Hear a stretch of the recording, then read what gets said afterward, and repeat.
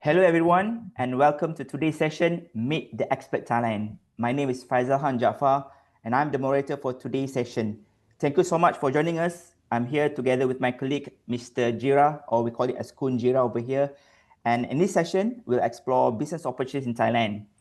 Our goal here is today is to actually share information on the halal industry in Thailand, opportunities and challenges in doing business in Thailand, and leveraging e-commerce to expand your business in Thailand. So we have a fantastic lineup today. So definitely, of course, we would like to have few of our what call reputable guest speakers. And thank you very much for joining us. The speaker number one is actually Ms. Chan Mei Mei, who will be discussing on the doing business in Thailand, challenges and opportunities. And our second speaker is Datuk Danny Tan, who will be actually sharing with us on leveraging on e-commerce for expanding business in Thailand. So before we start, a quick housekeeping. Please feel free to submit questions anytime using the Q&A features, and we will address them during the dedicated Q&A session at the end of the presentations. So let's start with our introduction of our first speaker.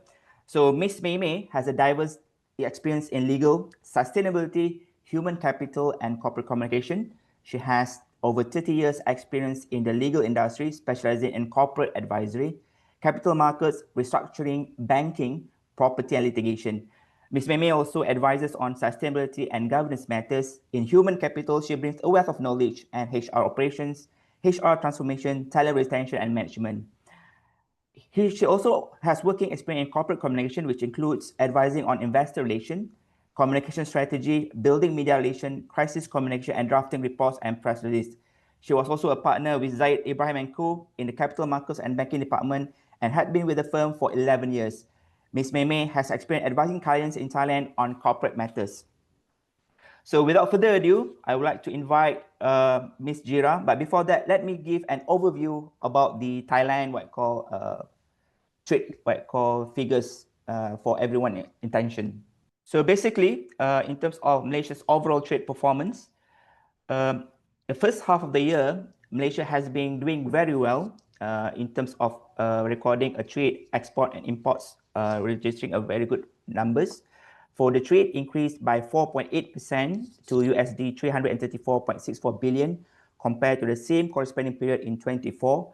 Exports were up by 3.8% to US dollar 173.6 billion, and import also rose 5.9% to USD 161.04 billion. And the trade surplus recorded for the first half of this year is valued as 12.56 billion.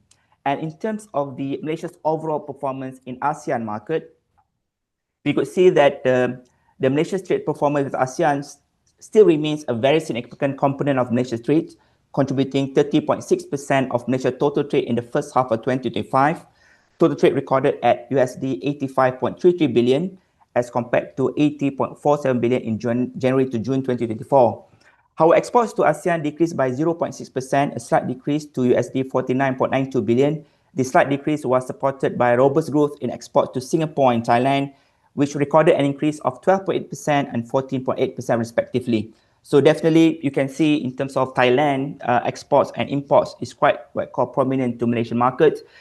However, in terms of the imports decline in terms of in 2025 for the first half is mainly due to the lower imports from Singapore, Brunei and Myanmar. So the declining trend shows a slower export growth of several countries in ASEAN region due to the diminishing demand after tariff-related front loading. So in terms of exports, a snapshot of Malaysia-Thailand trade snapshot, we have a very good positive trend in terms of export, registered a 15% growth, 7.14 billion, and our import is 5.775 billion, an increase of 0.3%, and total trade between Malaysia and Thailand increased by 8% to US dollar 12.9 billion. And for the first half of the year, our trade surplus is actually recorded at 1.4 billion. So in terms of proceeding with the session, I would like to invite my colleague, Mr. Kun Jira, to actually present on the Thailand halal industry. Please welcome Kun Jira. Thank you so much, Peter Faisal. Good day to you all, ladies and gentlemen. My name is Jira, the marketing officer at MATRADE Bangkok. Today, I will give you a briefing on the Thailand halal industry. This is a point that I would like to highlight today. starting from Muslim population in Thailand, Thailand Halal overview, government policies and support framework, AWOT analysis of Thailand Halal industry, business opportunity for Halal in Thailand, business recommendations and product registration with Thai authorities. Okay, starting from the Muslim population in Thailand. Thailand population is approximately 70 million people, with Muslim making up around 10% of the total population, which translated to roughly 7.5 million Thai Muslim people. The Muslim mostly live in the southern provinces of Pattani, Yala, Narathiwat, and Ston, where around 80% of the population is predominantly Malay. Only around 18% of Thai Muslims live in these 4 provinces, while notable communities are also present in other southern provinces like Songkhla, Krabi, Trang, Surat Thani, and Phuket. Even in Bangkok also. In Bangkok, large Muslim populations can be found in districts like Nong Jok, Minburi, Krong Tan, and Bang Lak. Next will be the Thailand Halal industry overview. Thailand is one of the world's top 10 food and beverages exporters. Thai food export to Organization of Islamic Cooperation or OIC country reached $7.13 billion, marking robust 6.3% growth in 2024. Thailand's biggest markets for food export to OIC countries are Indonesia, Malaysia, Iraq, UAE, and Saudi Arabia. These 5 nations together make up 68.5% of Thailand's total OIC food export. Key export products include rice, canned tuna, sugar, pet food, and seasonings. Thailand Halal industry spans multiple sectors, including food and beverages, cosmetic, pharmaceutical, and tourism. The country is especially well known for high-quality products like frozen chicken, canned tuna, and ready-to-eat meal. Thailand Halal tourism is expanding with hotels, restaurants, tour operators, increasingly catering to Muslim visitors. With its strong Halal infrastructure and expertise, Thailand is well positioned to capitalize on the growing global demand for Halal products and services. Now we will see the policy and support framework from the Thai government.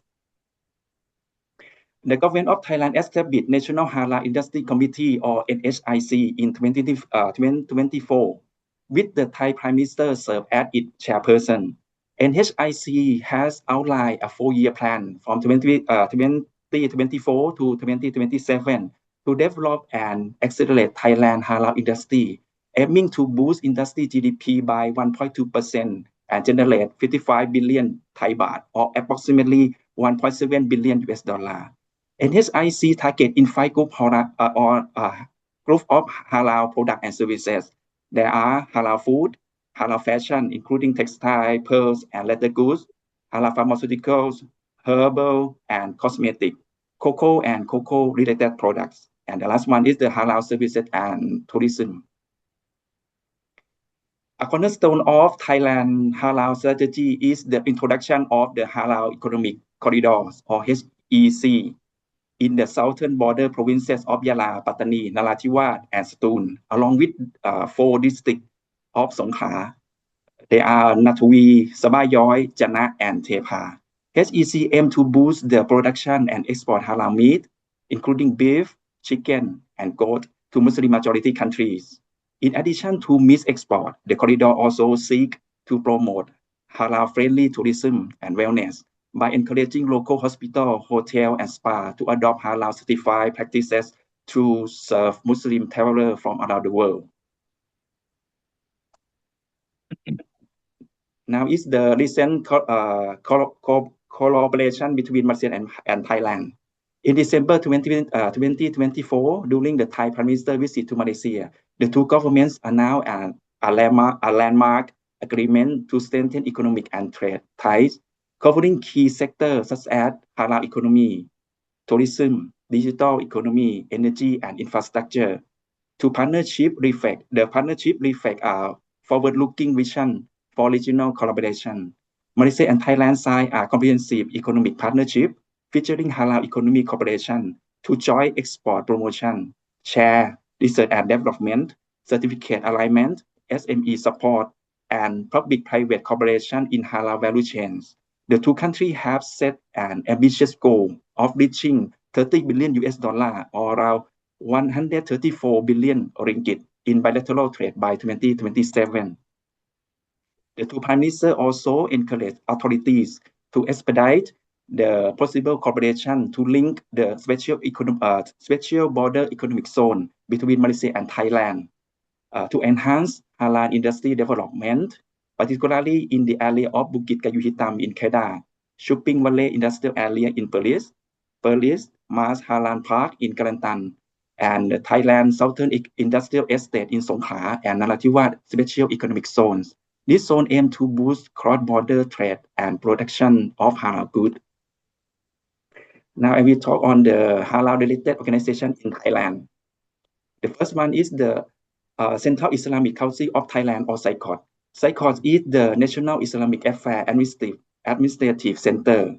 CICOT is the primary body overseeing Islamic affairs in Thailand. CICOT plays a significant role in halal ecosystem in Thailand, particularly in certification, promotion, and standardization of halal products and services.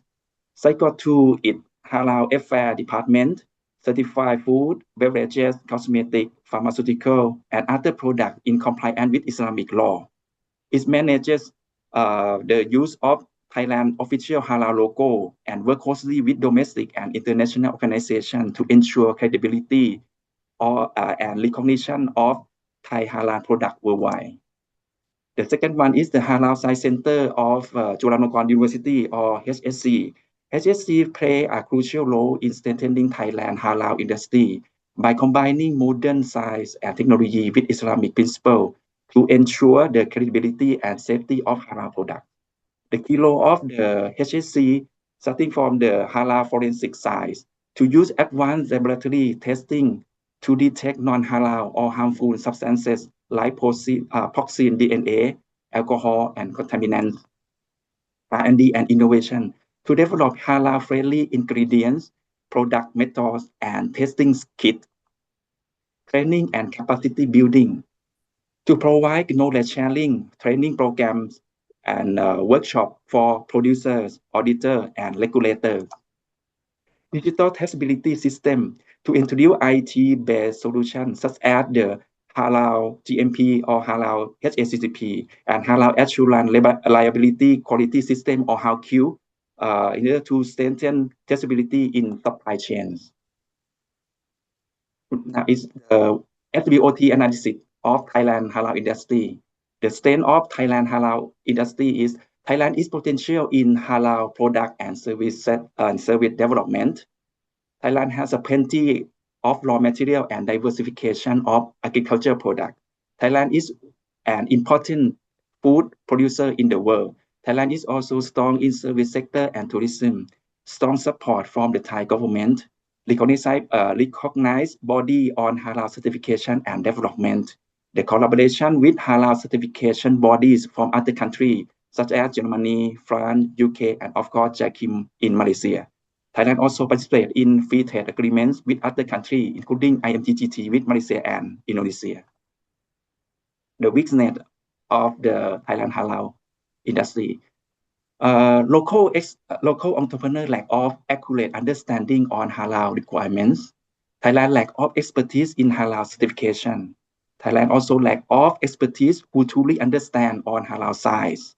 Lack of consumer protection system, especially halal products and services. Thailand lack of integrated information on halal industry. Underdeveloped halal logistic and infrastructure. Specialized halal storage, transportation, and handling facility are still limited, risking cross-contamination and reducing competitiveness. The opportunities, expanding halal market locally and internationally. Thailand products, especially processed food, are widely accepted in Muslim countries. Increasing in demands on halal services, tourism, and medical care.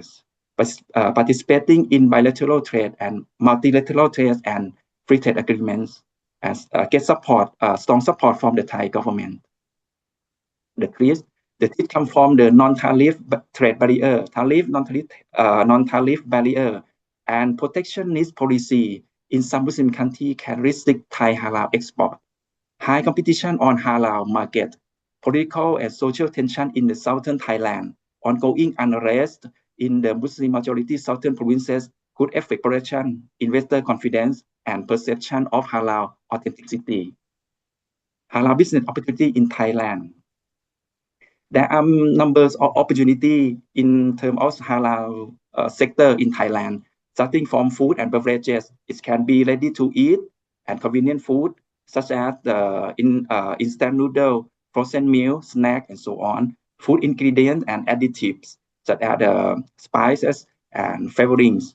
Beverages, such as the functional drink, dairy product, coffee and tea, confectionery and bakery items. It's cosmetic, skincare, hair care, makeup products, organics and natural personal care items, toiletry and hospitality and retail sector, product for aging population.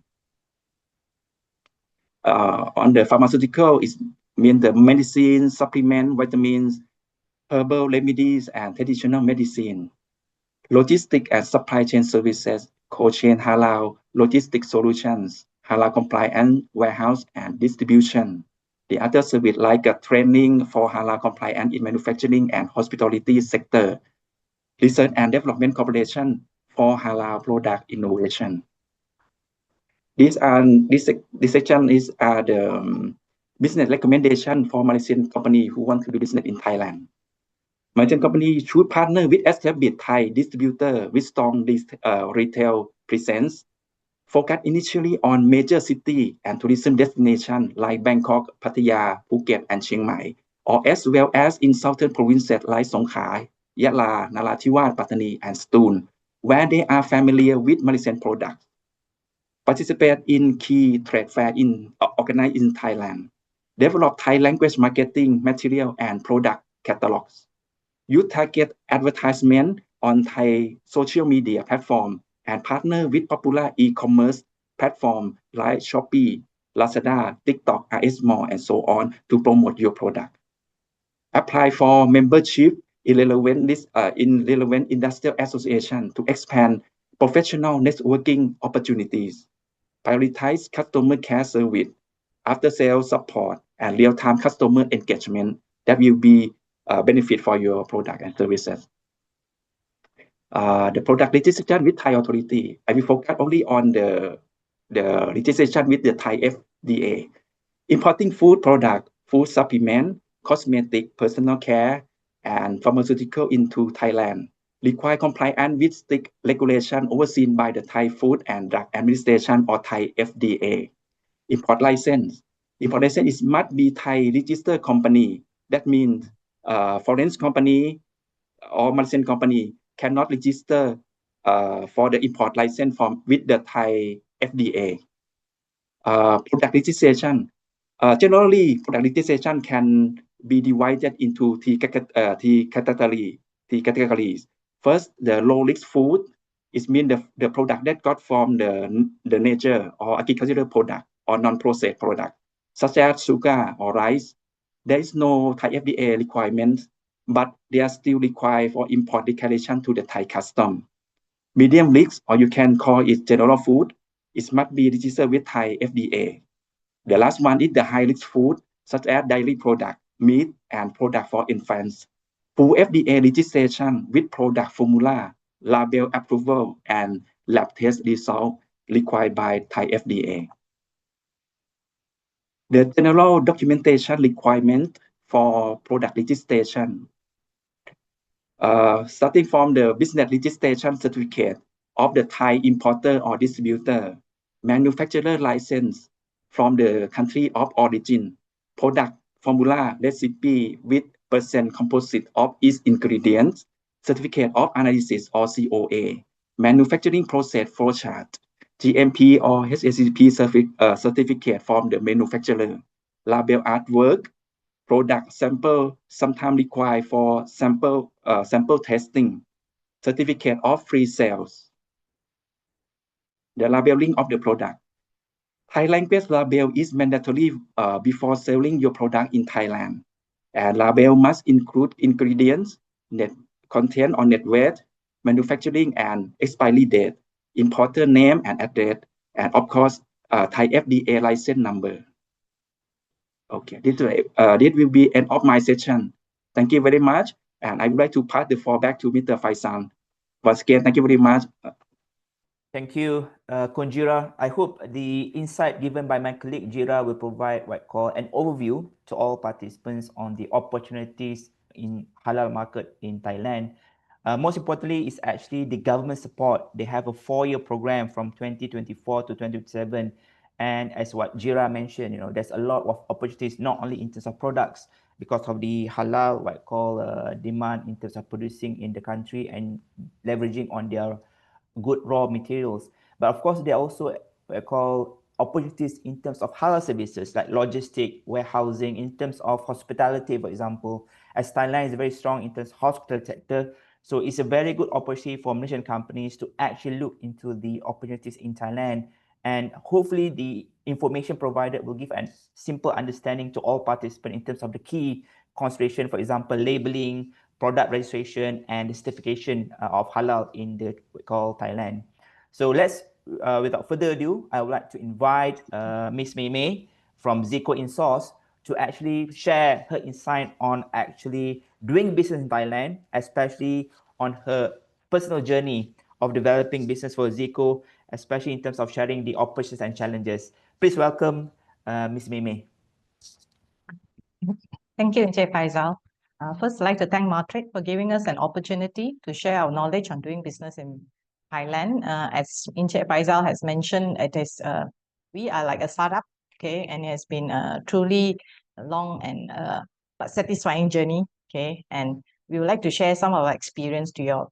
So Thailand is an attractive investment destination, and that's why we're here too. And why? Because A is near, it's 2-hour journey, okay, and wonderful food, and also a huge population, about 70 million.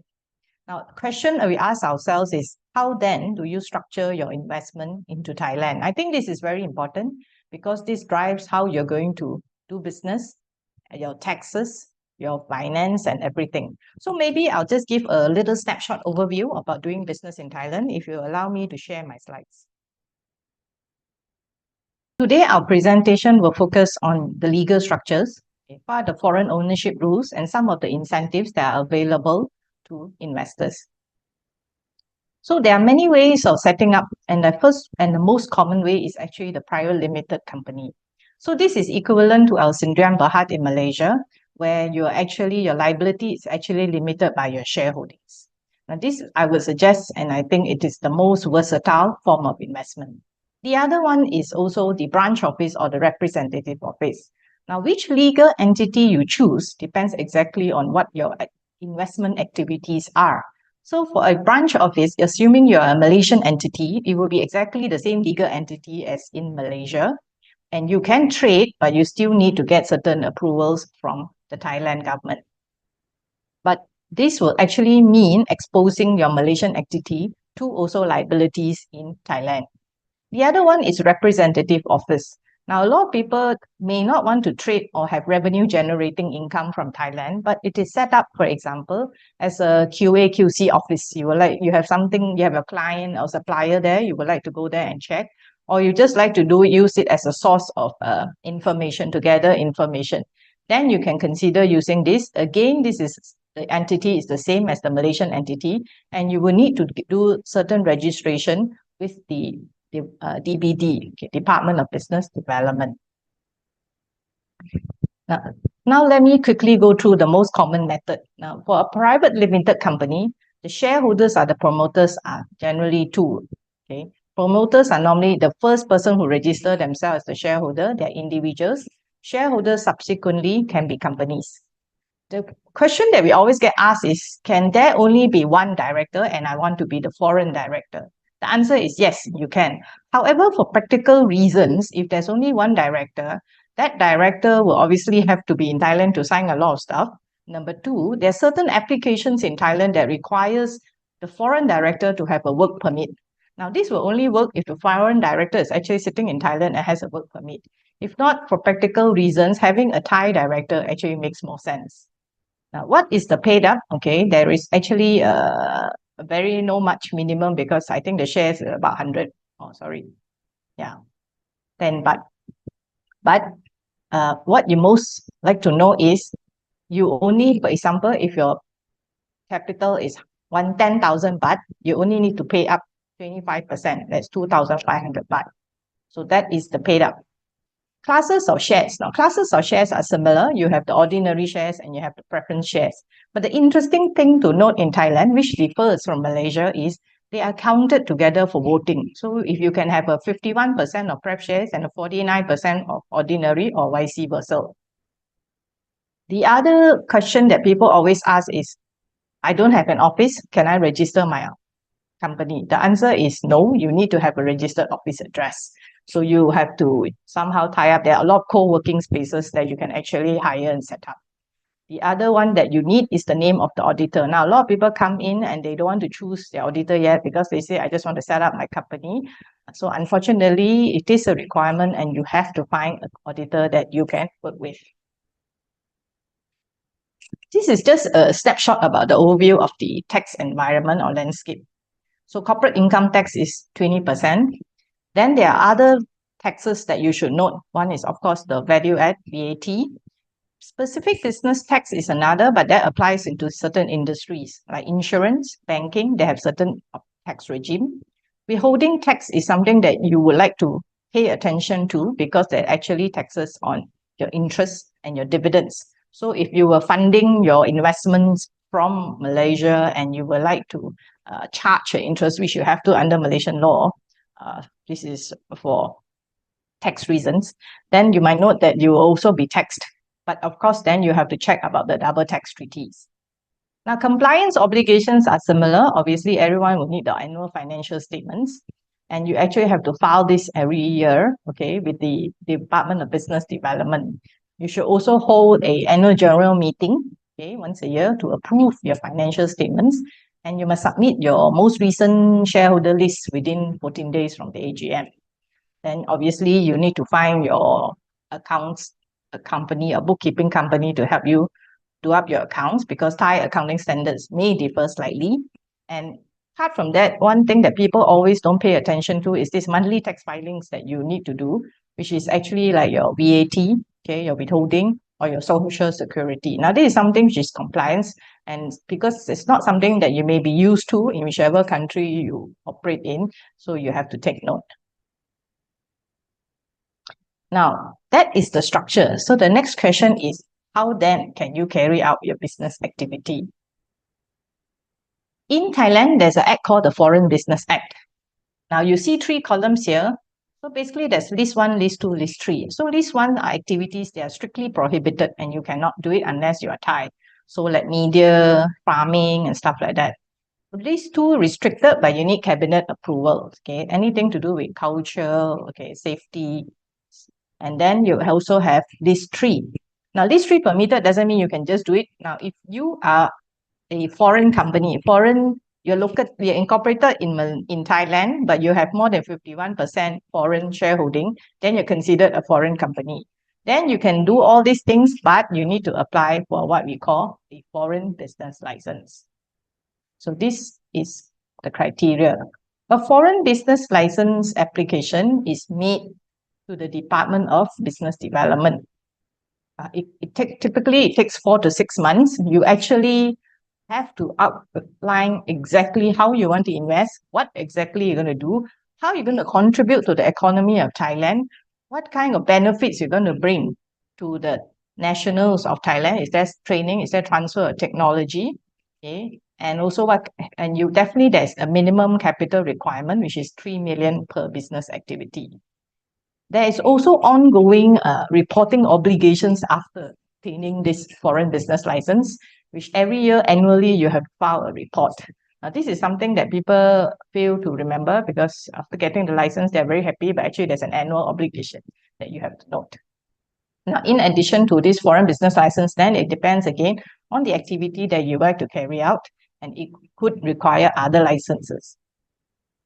I will not delve deeply into this because I think Kunjira has actually spoken about it. But what I would like to highlight is the practical stuff that you will need to note apart from the law. Now, the first one is if you are importing stuff into Thailand and you need to apply for FTA, you actually must have a warehouse. Okay, it can be leased. Okay, you can share, but what's very important, you need to show that you have the right to use the warehouse. Okay, and sharing that is consent. Okay, you are sharing, there's consent. And also there's a clear demarcation of where your goods will be placed, because you need to actually draw the layout and highlight this. And to get the warehouse registration, there may be site inspections, and most of the time there are site inspections. They will actually go and have a look at this. Now, the applications, why I say Thai director requirement, again, is the thing that I mentioned. If you're a foreign director, you have a work permit, no problem, you can sign. If not, then it's easier if you have a Thai director to sign. Okay. After this, then you will, once you get your warehouse registration approved, then you can start filing for your FTA. So as Kunjira has mentioned, okay, it's actually quite tedious, I would say, but actually the system is efficient, even though just that you have to provide a lot of documents.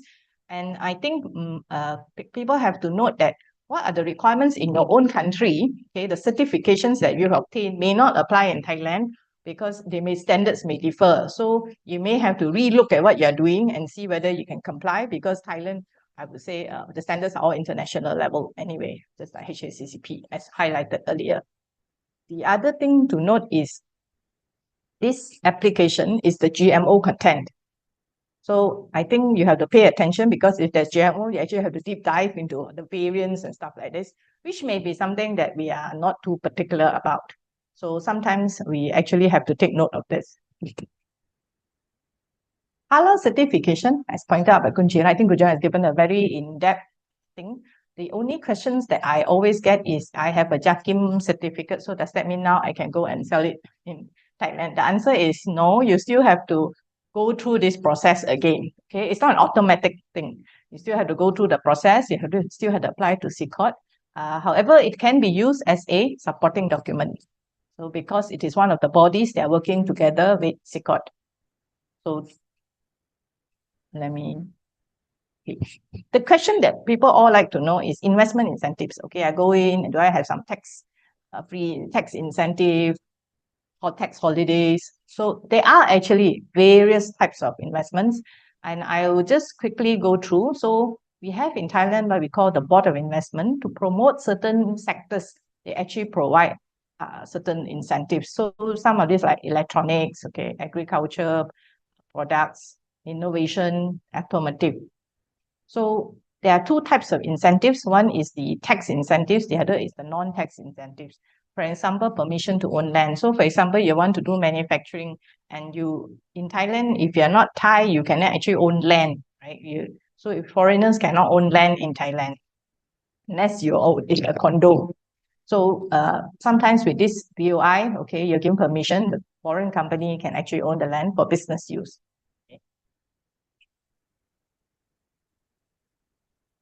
Now, there are different apart from BOI, there are different industries, corridors, okay, investment corridors, as pointed out by Kunjira. So the nearest one to Bangkok, obviously, will be the Eastern Economic Corridor. And a lot of, I will say that a lot of Malaysians are also there. So it covers areas like Chonburi, Rayong. So there's a lot of manufacturing. And each economic corridor actually brings with itself its own incentives. So for example, here you can again, you have ownership of land, you can bring your workforce in, and there are labs that you can actually use, and EEC is actually very well set up. Okay, they have a hub there, and you can actually leverage on some of their technology. So there are various economic corridors here. Okay, so you have the southern, you have the northern, you have the northern east, you have the central. And in short, the summary is, when you have decided where you want to be, okay, where is your market, then you should actually look at each corridor and then see whether you actually can apply for any of these incentives. Now, this, I think, is something that all of us should actually pay attention to while preparing for this, I have actually sat down and think, what exactly do we need? The first one is actually the resource. I think the first thing is capital. Why capital? Because we are, okay, like for us Malaysians, we have to translate our ringgit into Thai baht. Obviously, there's going to be a forex issue, not issue in the sense that your whatever 100,000 in Malaysia can only get X in Thailand. So you have to make sure you have adequate. The other thing is manpower. A lot of people invest without thinking through how many people do I actually want to put in Thailand. Or some people think maybe just one, or let's try and see. So manpower is actually something very important, because this goes on to my third point, commitment. Investments in anywhere and also in Thailand, you actually need to spend time. It is not a fly-by-night thing, and there's no managing from a distance or remote control from Malaysia. Okay? You actually have to be there to show your commitment, to meet the business partners, and to be seen. Because that's why even I spend a lot of time in Thailand, even though I commute, but I spend a lot of time because you actually need to spend time and network. The other thing is adaptability. We may have been doing business for the past 30 years in Malaysia, but when we go into Thailand, it's a totally different landscape. What works in Malaysia may not work in Thailand. So when we go to a new country, we actually have to look. The first one is the difference in the legal regime, where it is what we have is actually common law in Malaysia, but there is civil jurisdiction. So some of the laws are actually very different. Okay. The other thing is work culture. Just because we have this work culture in Malaysia doesn't mean we can actually sort of send it straight across and then emulate it in Thailand. I think we need to respect and understand each other's culture. And that's actually for success. The last point here is local partners. Finding the right local partner is actually a challenge, okay, because you don't know anybody. So that's when you have to make friends with a lot of people and find out who you can, because you actually need someone there on the ground to help you navigate the local business landscape. And I think these 4 points are something that before you start a business anywhere, not just in Thailand, you actually have to think through and ponder actually quite long on this before taking the deep dive into the investment. Okay, I believe I've come to my end of my presentation. Thank you very much for your time. Thank you, Ms. Mesme. I think it's a very good insight, especially for Malaysian companies as in terms of understanding, in terms of setting up their business, what called in Thailand. But I would like to actually recap some of the important things that you mentioned. Number one is actually in terms of the business planning. It is important to actually companies to consider in terms of the resources, their capital, manpowers required, adaptability in terms of the legislation, regulation, even certification. You mentioned in your presentation that even though we have a halal jakim, but we actually need to also understand how the halal jakim can be actually accredited or be accepted by the Thai authorities. And the third one is commitment. It's a very interesting fact because you need to have passion in the market. I do believe in it. And definitely in terms of the local partners and understanding of business culture. So everywhere we go, we definitely need to actually understand on how we're able to actually get the right partner. At the same time, understand the way how they do business in the country. So let's move on to the what I call discussion. I believe this is the part that I think most of us would like to get an insight. So I would like to pose the first question to our first speaker, Ms. Mei. I think when we talk about finance and tax, there are something that people might not be aware. So what are some of the hidden costs or common financial pitfalls of foreign business owners should prepare for when they actually considering to enter or setting up their business in Thailand? Okay, thank you, Encik Faisal. So the first thing I think is what my first point in my last slide was capital. Okay, of course, money is important to do anything and everything. So then the question is, how do you actually send that money into Thailand? How do you invest? That's where the structure is important. Okay. Obviously, when we go there, you will have to go in as a capital. Okay. And the capital will obviously come from your own parent entity, wherever that is, let's say from Malaysia. And the question is, are you going to charge interest on it? And if you're doing wonderfully well in Thailand, obviously you want to dividend the money up, right? So getting the right entity, okay, to setting up in the right entity or the right method is actually very important to ensure you are able to not only put the money in, but also to get back the return. Because this ties up to, like what I mentioned, taxes, because you have withholding taxes, okay, and then your dividends will also be taxed. So you have to learn how to manage your capital efficiently. The other thing about doing business is, let's say you decided to have a local partner. Yeah. Okay. So a local partner will mean you will have to have someone that you may not be so familiar with and work with. And how do you ensure that the relationship stays happy and regulated? So a lot of people go in without having a shareholders agreement. Okay. They just very excitedly set up a company and yeah, let's just go and that's it. Okay. But I have seen many, many issues where it goes sour, and that's where it also creates a money issue.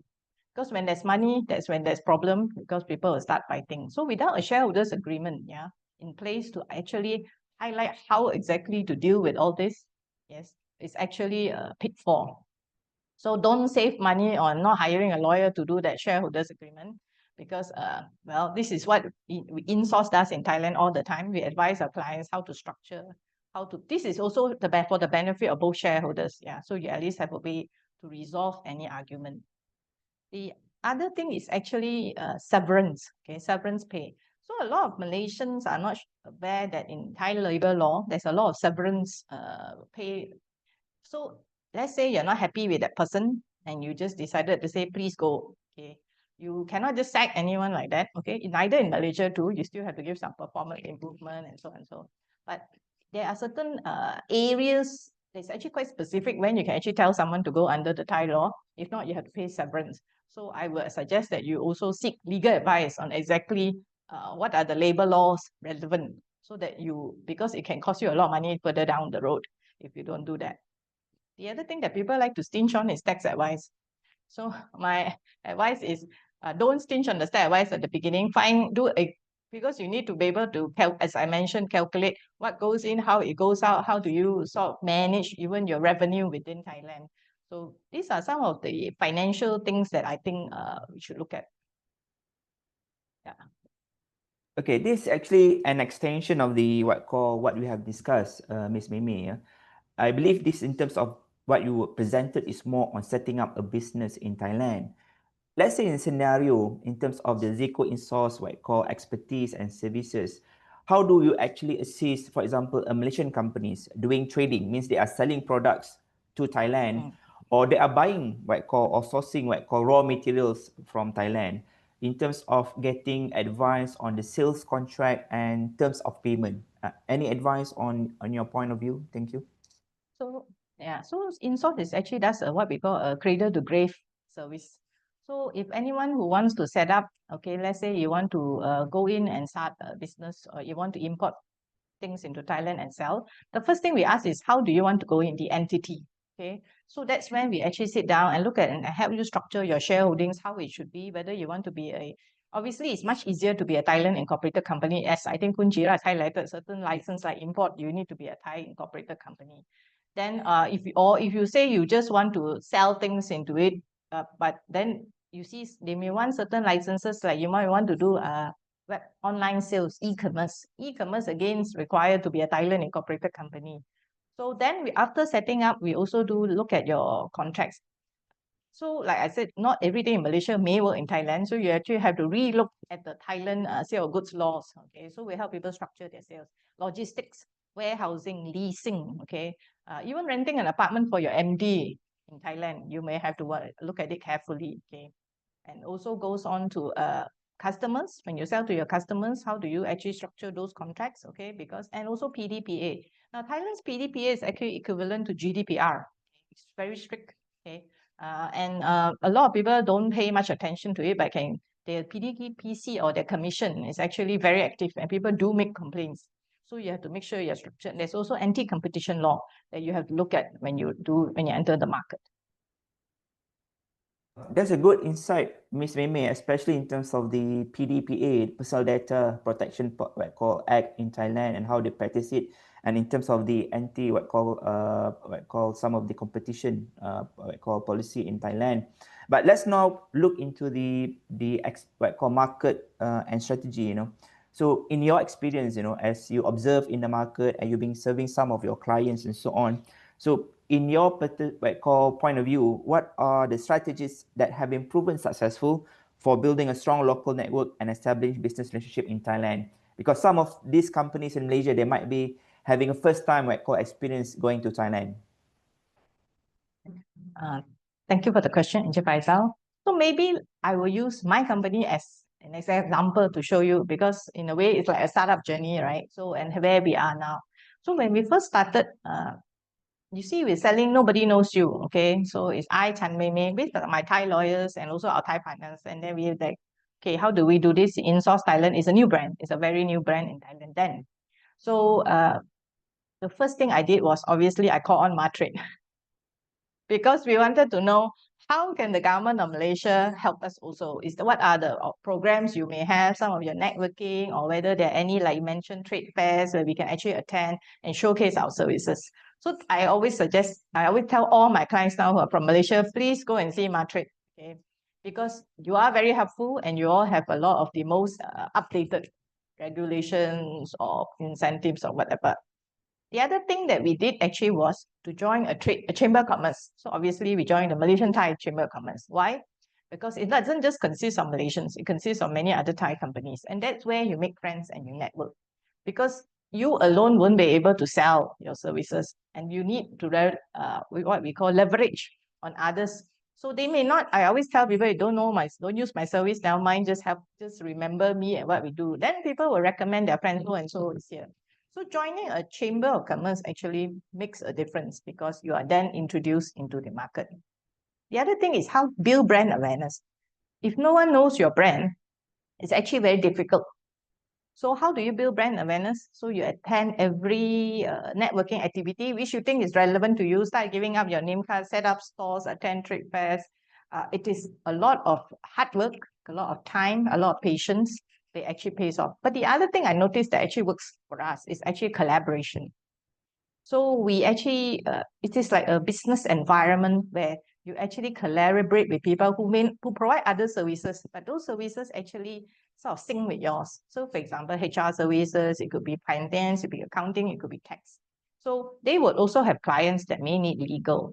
So collaboration to me is actually very important. But here I'd like to tell a success story, not of myself, but of a Malaysian company. Okay. So these are clients where they are in the bakery business. So they actually sell halal bakeries. So they decided to go into the southern Thailand and they started their bakery. So in Malaysia, they are doing quite well. And the journey initially, it was very frustrating for them again, because to understand the whole concept, what is the legal regime, okay, and how many people setting up a stall there, getting the approvals, it was going back and forth, and many times I could see the frustration on the owner's face, not because Thailand government is not helpful, no, it's because you need to understand the whole environment again. And you coming from a very successful business in Malaysia and you don't understand, like, why am I doing this? I'm going to start all over again, okay? But we went on the journey together, okay? The business owner and us, we went on a journey together. I said, don't worry, let's just get this through, okay? And happy to say that now they've expanded into at least to 5 stores, 5 other stores. So in a short span of time, I think it's like 2 years, yeah. So it shows that if we actually plow on, okay, believe in yourself, okay, learn the ropes, you will actually make it. So initially it's difficult. And this is where InSource is, okay, I don't treat my clients just as clients, because everybody who came, I've gone through the journey, and I believe we will actually can help you walk through the journey. We don't say we know every single thing, okay, but how to do it. But at least being there to guide, and that's where we are not calculative. We won't say like every 5 minutes I'm going to charge you this. No. But we are also very happy if our clients succeed, because it's again a testimony of, I would say, well, business entrepreneurship from Malaysia. Yeah. Thank you. Thank you, Ms. Mei Mei. I think the last part is actually for, thank you for the remarks on that MATRADE is actually part of your journey in terms of setting up your services in Thailand. But maybe some of these companies are afraid, maybe they are not aware. I think the most important thing that everyone need to understand is when we have uncertainties, the most important thing is to actually gather information. Just like Ms. Meme mentioned, networking is number one, but of course, collaboration is actually another strategy that companies need to actually look into it, because sometimes by working with the local partners or collaborating with the local partners, maybe some of the challenges or some of the issues that you are facing will actually becoming much more easier to be handled. So now maybe a few words before we actually conclude, Ms. Meme, for your session. So maybe in terms of knowing that Zico installed in Thailand, is there any way that actually they can reach it out even though they are in Malaysia? Maybe what is the best way for Malaysian companies to actually reach out to Zico installed in Thailand, or you have some partners or what call office in Malaysia? Okay. First, I'd like to say my website. My website is www.zicoinsource.com. Okay, so you have zicoinsource.com. It's one word. Yes. So our office is actually in Marana Millennium. Okay, you can go onto the InSource website and you will see our address there. I'd be happy to meet any of you. Like I said, it's not necessary when we meet you is to get the business, but even to share an experience is actually something which we find very meaningful to us, because it helps us as we go along the way. Yeah, so do check out our website. My name is Chan Mei Mei. We are a law firm in Thailand, Zico Insource Thailand. And thank you, Encik Faisal and Kunjira. Thank you, Ms. Meme. We will have our second speaker, Datuk Danny Tan. He's actually will be covering the topic on the leveraging of e-commerce in terms of entering into Thai market. Before we start, I would like to introduce about Datuk Danny. First of all, Datuk Danny Tan is actually have a very vast experience and have a very good awards and accolades being gathered for the past how many years of his career.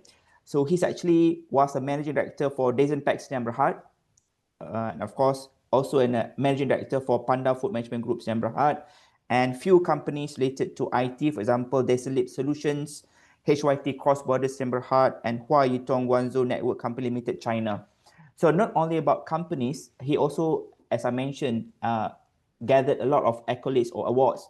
For example, the Asia Success Award for Super Service Quality in 2013, Sinju Business Excellence Awards 2017, SME Products Excellence Awards in 2022, MDEC 100 Gold Digital Best New Technology Partner 2022, Oxford Awards for Excellence 2020 in Trade, Digital Transformation and Social Initiative, and among them also include Golden Eagle Award Malaysia 100 Excellent Enterprise Gala Award Presentation Ceremony in 2023.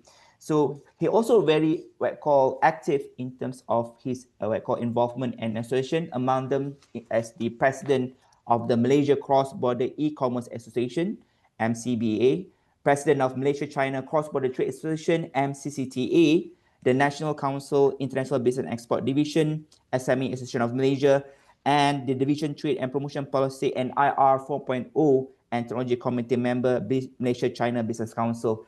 Thank you, Datuk, for your time, and definitely most of our participants are looking forward for you to actually share insights, and especially in terms of leveraging e-commerce for actually expanding their business in the international market.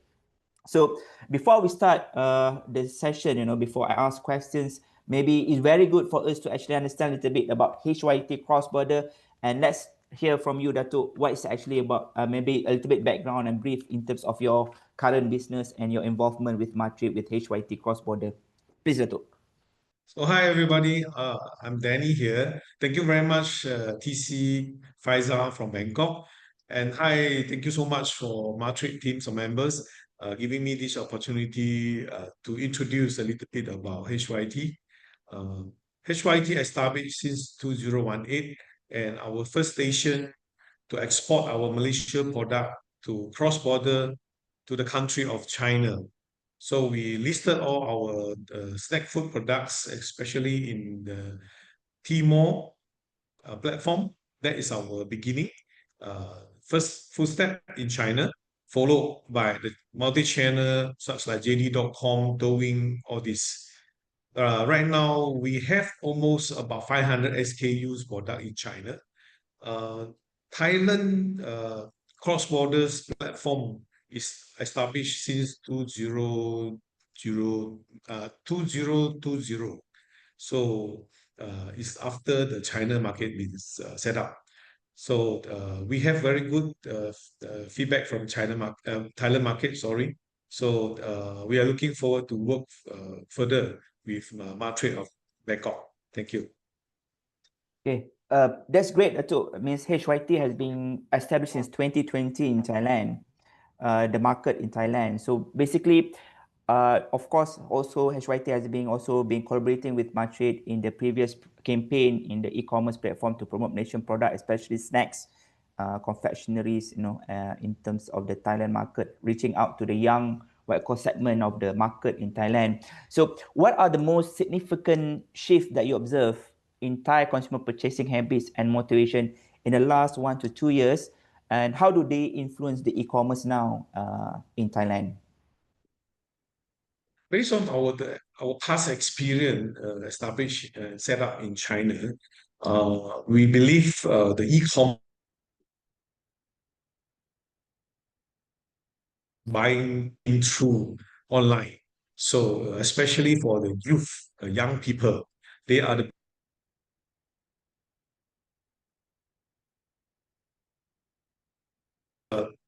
due to the successful story in presented. So we have much more confidence to set up in Bangkok even. Okay, thank you, Dato'. But just like my colleague Kunjira shared earlier in his presentation, Thailand's We've about. seen the synergy of Malaysia product export to China, to Thailand. Okay, thank you, Dato'. Just like I repeat, just like Kunjira mentioned in the early slide presentation, he shared an insight about the halal industry market. The population of Thailand is about 70 million. So how big is basically the the size of the young market in the Thailand, and how the social media focus in terms of successfully to promote your product through e-commerce, Dato'?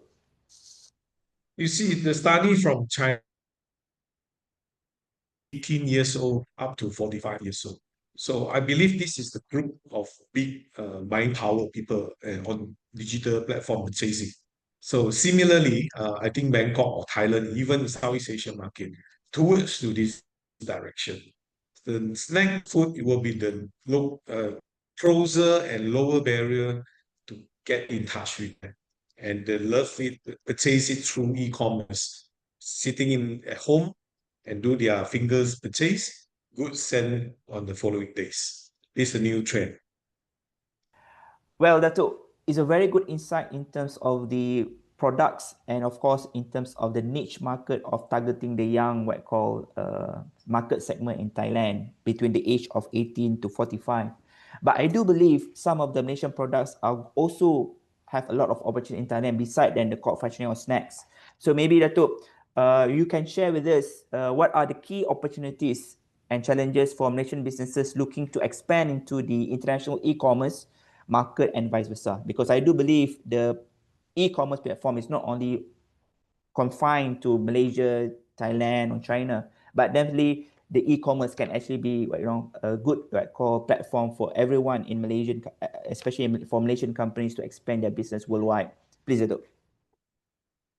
I believe Malaysia carry a very good brand and names internationally, especially our product.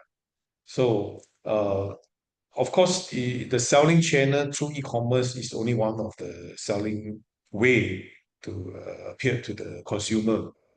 So due to our so-called image of product or quality towards to the international market, so I would like to so-called using our existing platform or existing resources to help Malaysia quality product to export internationally through digital platform. Of course, digital platform is one of the so-called lower barrier and the new trend present in the market. So with the lower barrier, so some of the so-called merchant and the company, they might have a good innovation product. So they can use this platform or digital platform to test their product internationally, cross-border to other country. And they can receive the feedback from the customer, especially through HYT platform, because we are B2C consumer direct marketing platform. And what is the good for B2C? Because we will definitely understand about the consumer behavior of purchase and the taste bud of feedback. Because normally digital platform, they will give a view after they purchase or after they test the product. So this is one of the, I keep on saying, the lower barrier way to export our product, to test the market in overseas. So I encourage more new brand, new product to come with us to export their product through a digital neutral way. That's good, Datuk, because I believe there are a lot of Malaysian companies, especially the small medium enterprise, yet to actually explore the e-commerce is one of the ways for them to actually expand their business, what call in overseas. So, in your what call experience, Datuk, how best for a small medium enterprise, how do they actually approach? In the case, maybe in the case of HYT, how do you actually bring in and advise your potential client, Malaysian companies, to actually start to actually embrace e-commerce into their product promotion and marketing? We join a lot of MATRADE export roadshow. So maybe from there, if you have opportunity, maybe we can meet any of you over the export day. We also take part with a lot of international export exhibition, especially in Southeast Asia and China market. And of course, you can see us through HYT website. Anytime, people will get back to you for any of your inquiry. So that's a new way of communication with each another.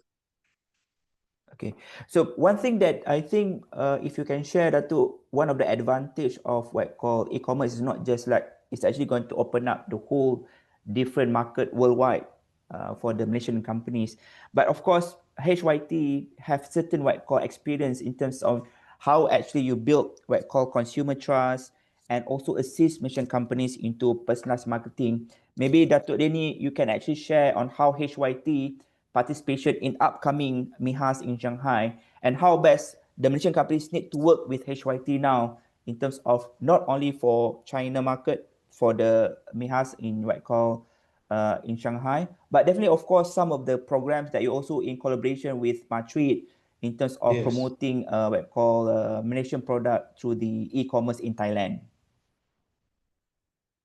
Yeah, for the past experience we have since we started our business 2018, especially we landed in China, a big full buyer market is in the world. So our team of people gains a lot of experience through the past few years. And also, we need to attach with some good physical platforms such like MIHAS, especially when we're promoting halal products. MIHAS is one of the significant way to explore our scene to the market. And we do carry a lot of good brand together with us. So through MIHAS participate in coming November, I believe the buyer can direct approach and we can have a further discussion to explore our quality product, our intentionally, because quality of halal product not only on religion issue, because we are emphasizing more on the authentic, is so clean, is so clear, the product, high requirement on the production. So this is where we wanted to promote halal make product from Malaysia. Datuk, in terms of some of the what call benefits of using e-commerce is actually building up a new brand into the market. So based on HYT cross-border current campaign in Thailand, for example, maybe you can actually share some insight on how the benefit for the Malaysian companies to actually engage with HYT in terms of creating their brand awareness through the what call some of the campaign that you are doing with the local influencers, and of course in terms of getting the right target market for them to sell their product in Thailand. Please, Datuk. Through our collaboration with MATRADE Bangkok, we are coming for a new marketing campaign from now on towards the end of the year. We will definitely pushing all way out to our strength, helping the merchant to present to the market of Thailand. We already have been selected some good product already listed in our platform, such like a brand of Julie's, Himalaya, the biscuit, or some snack food. They are being proven during our normal day selling. They are top 10 of our product listed in our platform.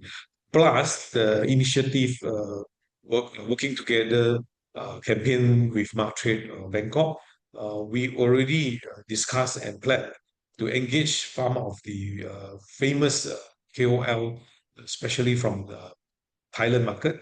So we already have the whole program, how to promote the product from Malaysia through our e-commerce platform into our campaign months. So I encourage some of your company, if you think that your product is ready to export.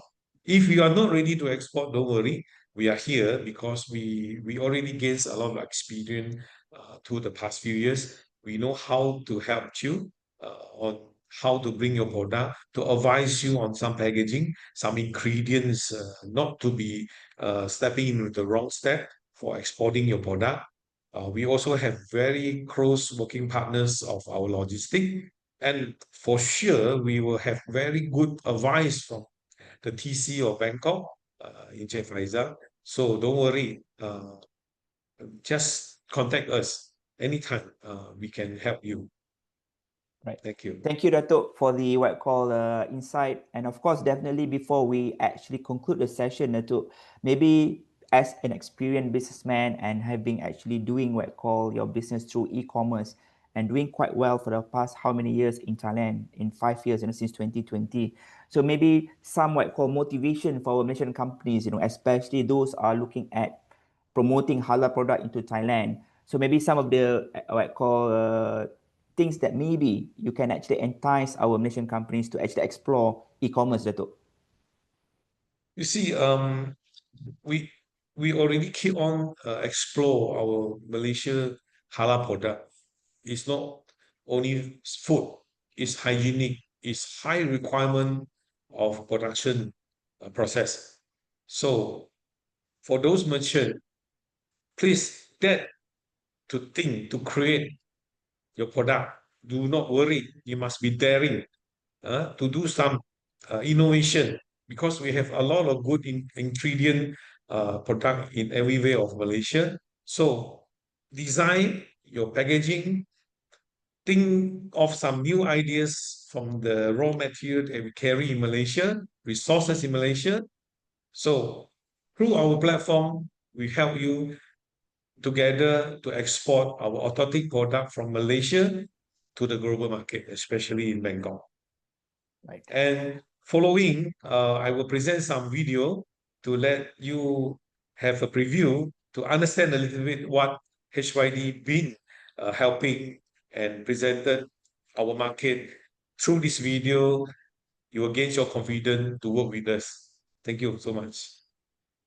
Thank you, Datuk. So I believe we're going to actually review for all the participants that are joining us in this session to actually look into HYT and definitely to look into the e-commerce as one way for them to actually venture into international market.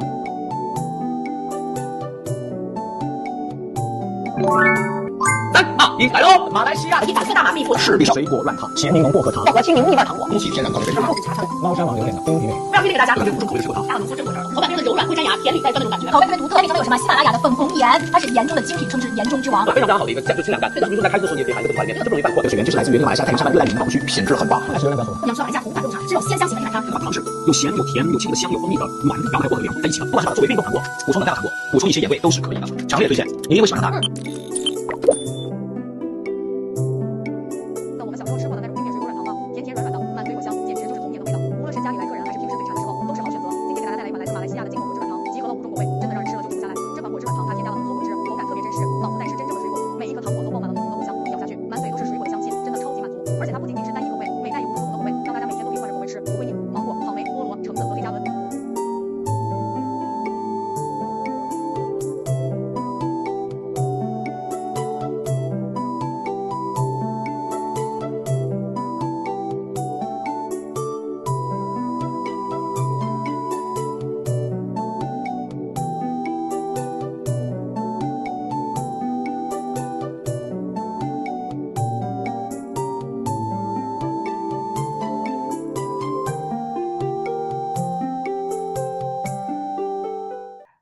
Thank you, Datuk Danny, for the video presentation. We are now come to the end of our session. So first of all, I would like to actually express our appreciation to all the participants for taking your time to join today's session. We hope some of the information that being shared by me and my colleague Kunjira, and definitely some of the what call insights given by our two guest speakers, Ms. Chan Meme from Zico InSource and Datuk Danny Tan, give a lot of what call information to our Malaysian companies or our audiences in understanding the opportunities in Thai what call business landscape, especially in halal industry, in terms of leveraging e-commerce and definitely in terms of setting up business in Thailand. So on behalf of the Secretariat, so we would like to actually thank again to everyone and definitely look forward for another session of your participation in our event in the future. Thank you everyone. Have a good day.